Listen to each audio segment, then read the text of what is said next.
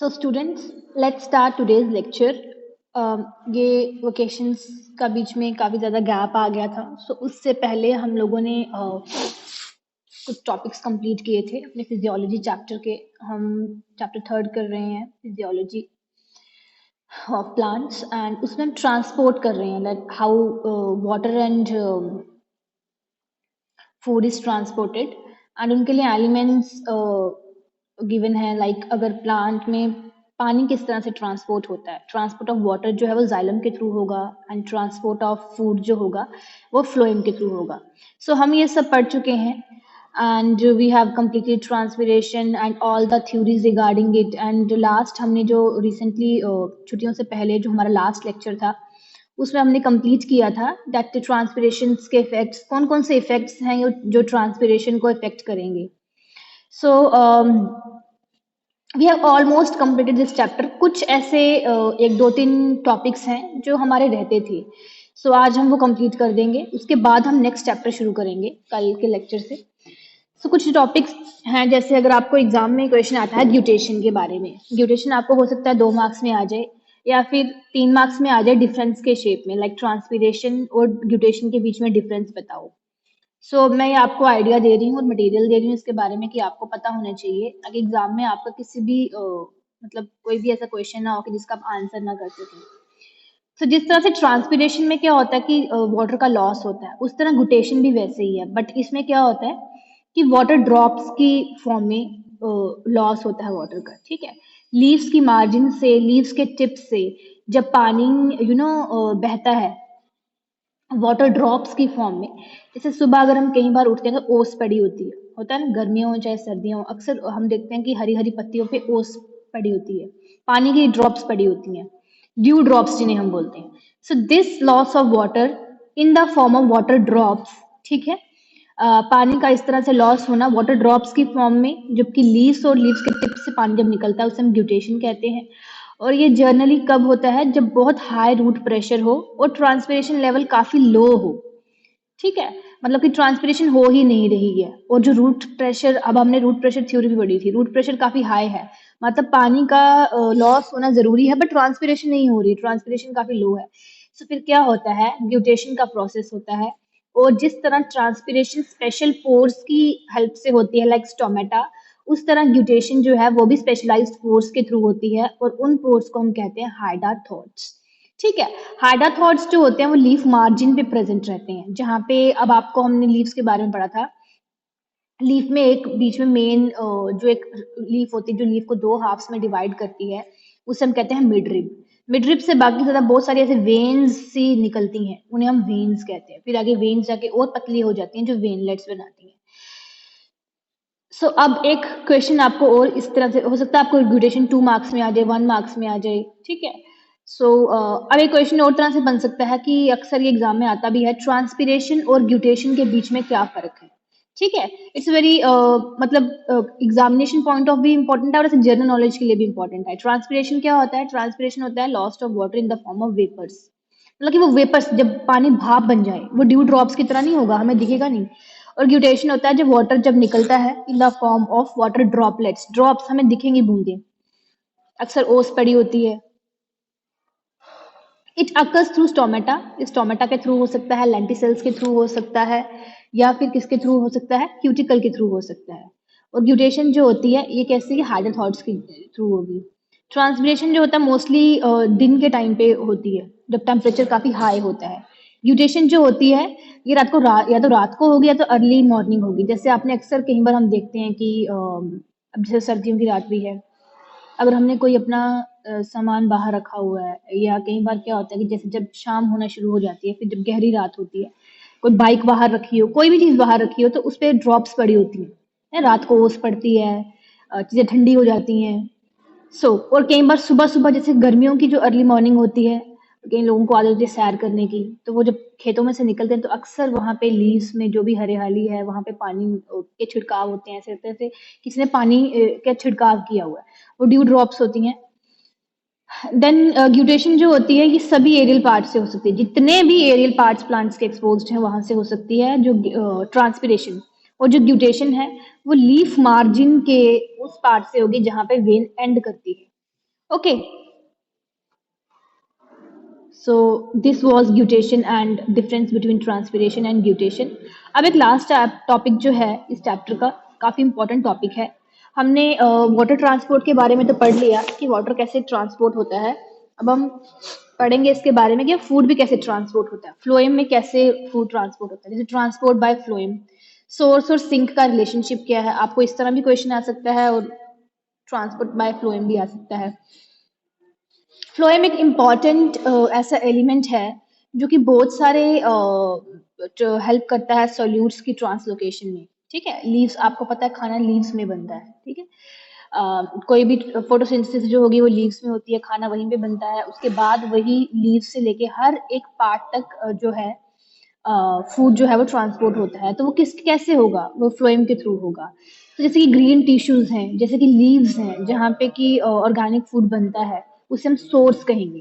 ठीक है, सोर्स कौन कौन सी जगह होती है, हम कहते हैं ना कोई सोर्स नहीं है किसी चीज का, मतलब सोर्स कैसा होता है। सोर्स यहाँ पे जो भी सोर्स और सिंक रिलेशनशिप क्यों कहा गया है, जहाँ पे ऑर्गेनिक फूड की फॉर्मेशन हो रही है ज्यादातर अमाउंट में, न्यूट्रिएंट्स प्रेजेंट है, वो आपका सोर्स कहलाएगा और वो होगा लीव्स। ठीक है, सोर्स के पास क्या होता है, काफी हाई कंसेंट्रेशन में डिफ्यूजिबल कार्बोहाइड्रेट्स होंगे। और बाकी प्लेसेस जो नॉन ग्रीन टिश्यूज हैं, जैसे कि रूट्स हो गए, कुछ स्टोरेज ऑर्गन्स हो गए, जैसे कि बल्ब्स, ट्यूबर्स, राइजोम्स। ठीक है, जहाँ पे कार्बोहाइड्रेट्स की यूटिलाइजेशन होती है, वो जो खाना बना है, जो ऑर्गेनिक फूड बना है, वो वहां पे जाके यूटिलाइज होगा ग्रोथ के लिए, डेवलपमेंट के लिए, उसे हम सिंक कहेंगे। ठीक है, सोर्स के पास ज्यादा मात्रा है कार्बोहाइड्रेट्स की, सिंक के पास नहीं है, सोर्स से खाना सिंक तक जाएगा। एंड सिंक के पास क्या होता है, डिफ्यूजिबल कार्बोहाइड्रेट्स की लोअर कंसेंट्रेशन होती है। और सुक्रोज जो है, sucrose is the principal form of carbohydrate, जिसके थ्रू सारी ट्रांसलोकेशन होती है। मतलब कार्बोहाइड्रेट्स तो हमने पढ़ लिया, पर कौन सी फॉर्म में, सुक्रोज फॉर्म में।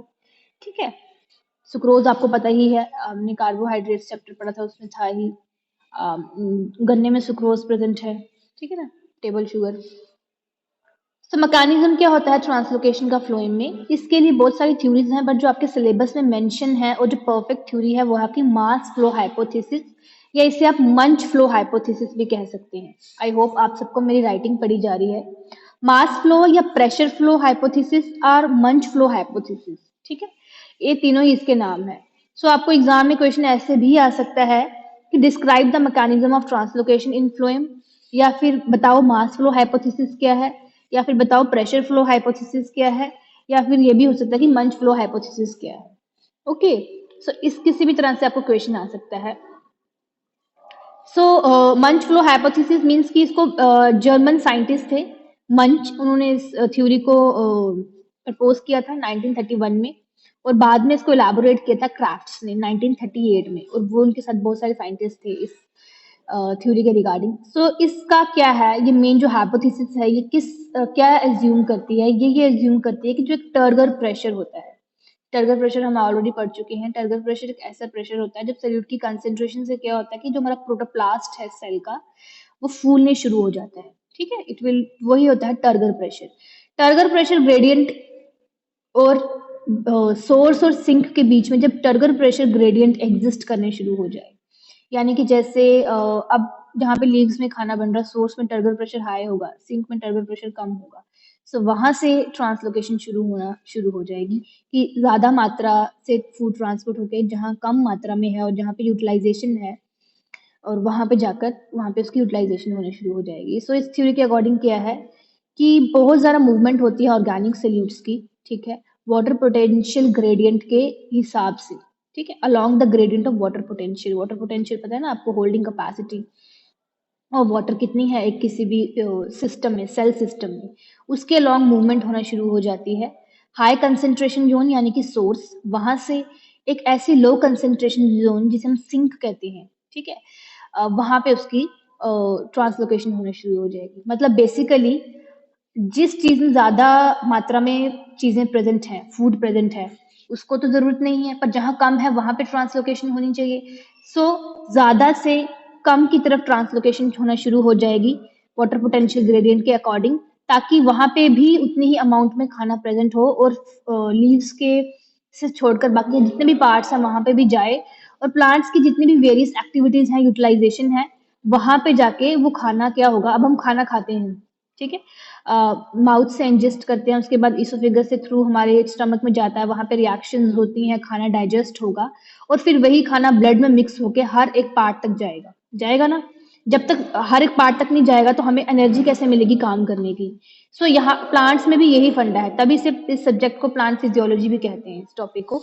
इसलिए इसका भी यही फंडा है कि सोर्स से लेके सिंक तक, यानी जहाँ पे ज़्यादा अमाउंट में मिनरल्स प्रेजेंट हैं और जहाँ पे कम में प्रेजेंट हैं, वहाँ से उनकी ट्रांसलोकेशन होनी चाहिए, ताकि हर एक हिस्से को बराबर और भरपूर मात्रा में न्यूट्रिएंट्स मिले, खाना मिले और प्लांट की जो जितनी भी फिजियोलॉजिकल एक्टिविटीज़ हैं वो परफॉर्म हो सकें अच्छे से।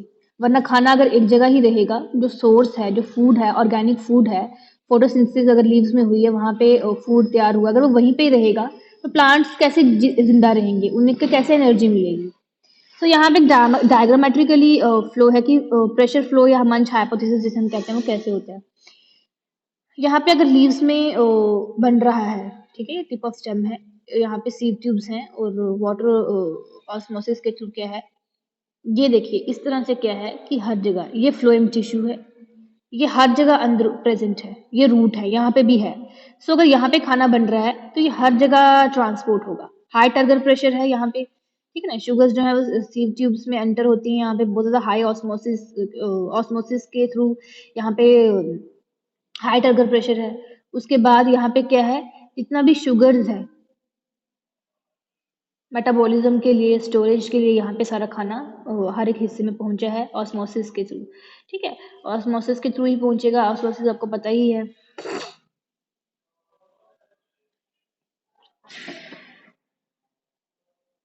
Sugar solution flows to a region of low turgor pressure, low turgor pressure से हाई टर्गर प्रेशर की तरफ जा रहा है।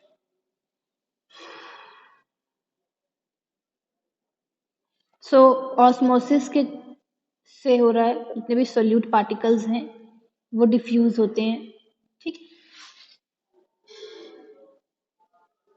एंड उसके थ्रू क्या है कि ये खाना हर एक हिस्से में जाके पहुंचता है। सो यही है डायग्रामेट्रिकली प्रेजेंटेशन की ट्रांसलोकेशन कैसे होती है, ठीक है। रूट्स जो खाना एक लीव्स में बन रहा है वो हर जगह कैसे पहुंचता है, क्योंकि फ्लोएम टिश्यू हर जगह प्रेजेंट है, सो दे ट्रांसपोर्ट।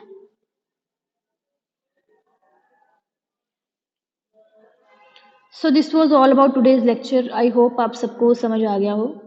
सो इसके आगे हम कल नेक्स्ट कंटिन्यू करेंगे। Thank you and God bless you all.